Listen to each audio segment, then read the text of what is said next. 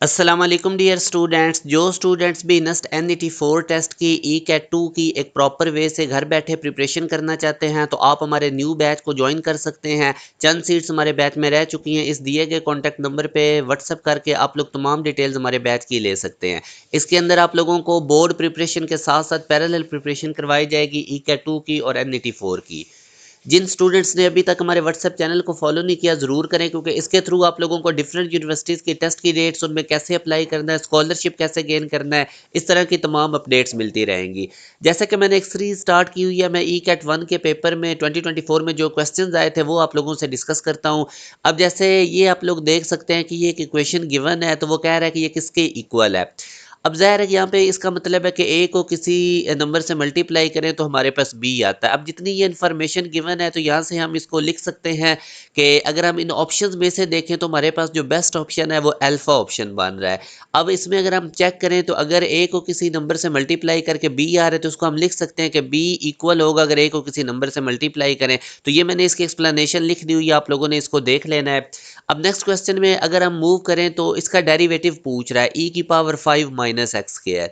तो e वाले function का डेरिवेटिव निकालने का तरीकाकार ये होता है कि पहले वो फंक्शन एज इट इज लिखें जो एक्सपोनेंशियल e की पावर वाला है, फिर उसकी पावर का डेरिवेटिव लेके उससे मल्टीप्लाई कर दें। 5 का डेरिवेटिव 0 होता है, माइनस एक्स स्क्वायर का डेरिवेटिव -2x। तो ये हमारे पास ये आंसर आ जाएगा। तो ये अगर आप ऑप्शन में देखेंगे तो आपको अल्फा ऑप्शन में नजर आएगा। तो ये एक्सपोनेंशियल फंक्शन सारे आपको पता होने चाहिए। जैसे अगर कांस्टेंट के ऊपर वेरिएबल आ जाए तो उसका डेरिवेटिव कैसे निकालते हैं, वेरिएबल के ऊपर अगर हमारे पास वेरिएबल आ जाए तो उसका किस तरह से डेरिवेटिव निकालते हैं, तो ये सारी टेक्निक्स आपको पता होनी चाहिए। अब ये इंटीग्रेशन का एक क्वेश्चन है जिसमें लिखा हुआ है x⁻³ तो इसकी हमने इंटीग्रेशन करनी है। लोअर लिमिट्स 1 है और अपर लिमिट्स इसकी हमारे पास इन्फिनिटी है। तो इसको आप लोगों ने सॉल्व करने के लिए सिंपल इंटीग्रेशन का पावर रूल लगा देना। पावर के अंदर एक ऐड करें, सेम पावर से डिवाइड करें और उसके बाद इसकी अपर और लोअर लिमिट्स आप लिखें। अब ये अगर आप देखें तो x⁻² बनेगा और नीचे भी -2। अब आप पहले x की जगह पे अपर लिमिट्स पुट करेंगे, या इसको थोड़ा सा मैं और सिंप्लीफाइड कर लेता हूँ। x⁻² जब डिनोमिनेटर में आएगा तो x स्क्वायर हो जाएगा, तो ये -1/2 x स्क्वायर बन गया।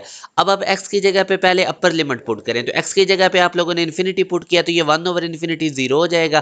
फिर माइनस का साइन डाल के हम x की जगह पे लोअर लिमिट्स 1 पुट करेंगे तो ये -1/2 बनेगा।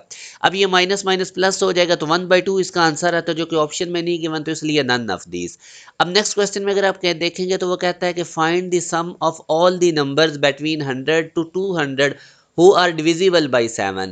तो अब 100 के बाद 105 एक ऐसा नंबर है जो हमारे पास 7 पे डिविजिबल है। इसी तरह आगे फिर इसमें 7 ऐड करें तो 112 7 पे डिविजिबल है, फिर 7 ऐड करें तो 119, और इसी तरह 200 से पहले 196 जो है ये 7 पे डिविजिबल है। अगर आप देखेंगे आप तो ये हमारे पास 7 2s आर बनेगा 14 और यहाँ से 5 बनेगा 56 और 7 8s आर 56। तो ये हमारे पास वो नंबर है, पहले एक दो लिख लें आप स्टार्टिंग में और एंड वाला एक लिख लें। अब आप लोगों को ये नहीं पता कि ये 100 और 200 के दरमियान 7 के मल्टीपल्स कितने हैं, ये जो 7 पे डिविजिबल नंबर्स हो रहे हैं ये कितने हैं। तो इनकी तादाद निकालने का शॉर्टकट होता है हमारे पास एपी के अंदर। बेसिकली ये अरिथमेटिक प्रोग्रेशन है, हर अगली आप लोग नेक्स्ट टर्म में से प्रीवियस माइनस करें तो आंसर सेम आता जाएगा। तो एपी के लिए नंबर्स ऑफ टर्म निकालने का ये शॉर्टकट होता है, लास्ट टर्म में से आप लोगों ने माइनस कर देना है फर्स्ट वाली टर्म को और डिवाइड कर देना है इनके कॉमन डिफरेंस से। अब कॉमन डिफरेंस कैसे आएगा, सेकंड टर्म में से फर्स्ट को माइनस करें या थर्ड में से प्रीवियस सेकंड को माइनस करें तो वो कॉमन डिफरेंस है, अगर उसके अंदर 1 ऐड कर दें तो ये सिंप्लीफाइड करेंगे तो हमारे पास टोटल आप देख सकते हैं कि इसका आंसर 13 आएगा। तो टोटल हमारे पास ये 13 ऐसे 100 और 200 के दरमियान नंबर्स बनेंगे जो कि 7 पे डिविजिबल हैं। अब आगे अब हम अगर इसको थोड़ा सा और मूव करवाते हैं तो अब हमें चाहिए इनका सम। तो सम निकालने का ये फार्मूला होता है। अब सम हमने निकालना है 105 से लेके 196 तक, ये जितनी भी टर्म्स है। तो जब आपको पहली और आखिरी टर्म का पता हो तो सम निकालने का ये फार्मूला है। एन से मुराद जो उनके नंबर से टोटल वो हमारे पास 13 है। A1 first term, AN last term. तो इसकी वैल्यूज प्लग इन करेंगे तो 2107 हमारे पास सम आ जाएगा। 100 और 200 के दरमियान जितने भी नंबर हैं जो कि 7 पे डिविजिबल हैं। इसी तरह अब नेक्स्ट क्वेश्चन में अगर आप देखें तो which value of x satisfies the equation 2 sin x cos x equal to cos x। तो इसको आप लोग बैक सॉल्व कर लें। ये 14.1 एक्सरसाइज में से इस टाइप के क्वेश्चन भी गिवन है, उनको भी आप लोगों ने देख लेना है। जैसे अगर मैं x की जगह पे इधर 0 पुट करूंगा तो ये sin 0 इस लेफ्ट साइड 0 हो जाएगी, जबकि cos 0 1 होता है, तो 0 1 की इक्वल नहीं है। अगर मैं π/2 पुट करता हूँ तो आप अगर आप देखेंगे तो इसमें से अब बेसिकली cos π/2 0 होगा, लेफ्ट साइड भी 0 हो जाएगी। इधर cos π/2 अगर आप बीटा राइट साइड देखें रखेंगे तो वो भी जीरो हो जाएगा, तो ये जीरो इक्वल टू जीरो आएगा। ये बीटा ऑप्शन इसको सेटिस्फाइड कर रहा है। X equal to pi put करेंगे तो कॉस पाई -1 हो जाएगा, साइन पाई जीरो, तो जीरो इक्वल टू -1, ये भी इसको सेटिस्फाइड नहीं करेगा, डेल्टा भी नहीं करेगा। तो यूं हमारे पास जो बेस्ट ऑप्शन है वो बीटा ऑप्शन है। तो ये कुछ एमसीक्यूज मैंने आपसे डिस्कस किए हैं, मैंने एक सीरीज स्टार्ट की हुई है।